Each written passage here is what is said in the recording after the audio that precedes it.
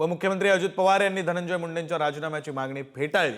चौकशीत जो कोणी दोषी आढळेल त्याच्यावर पक्ष न पाहता कठोर कारवाई करण्याचं आश्वासन हे अजित पवारांनी दिले। मात्र पुरावे नसताना कुणावर अन्याय होता कामा नये असं म्हणत अजित पवारांनी मुंडेंच्या राजीनाम्याची मागणी फेटाळली आहे। वाल्मिक कराड हे धनंजय मुंडेंचे निकटवर्तीय आहेत, त्यामुळे मुंडेंचा राजीनामा घ्या अशी मागणी वारंवार होती।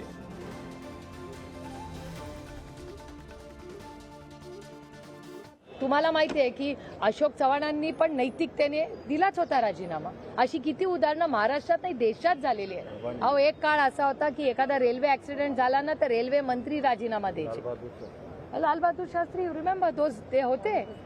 किती लोकांनी असे दिलेले आहेत। आरोप झालेले खूप जणांच्यावर आरोप झाले, असं नाही।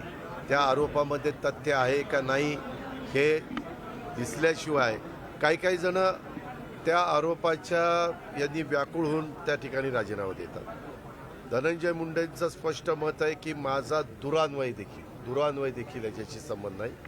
कुठल्याही एजन्सीला तपासायला द्या। आता 3 एजन्सी तपासतायत, अजून कुठली एजन्सी त्या ठिकाणी लावा आणि त्यांनाही तपासायला सांगा।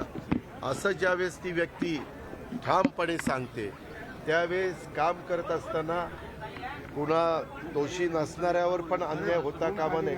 आणि मी पुन्हा सांगतो, जर कोणी दोषी असेल, त्याच्यात अजित पवार दोषी असेल तरी त्याच्यावर कारवाई। आता जनतेने आक्रोश मोर्चे काढले।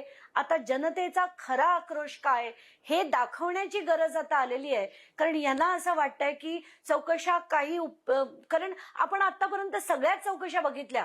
सिंचन घोटाळा बघितला, महाराष्ट्र सदन घोटाळा बघितला, अगदी बदलापूरची केस बघितली। सगळ्या घोटाळ्यांमध्ये आणि सगळ्या कृत्यांमध्ये, इतक्या खालच्या दर्जाच्या कृत्यांमध्ये सुद्धा चौकशी कधी येत नाही, त्याच्यातनं निष्पन्न काही होत नाही। आणि आता लोकांनी मोठ्या लढ्याची तयारी करण्याचं गरजेचं आहे।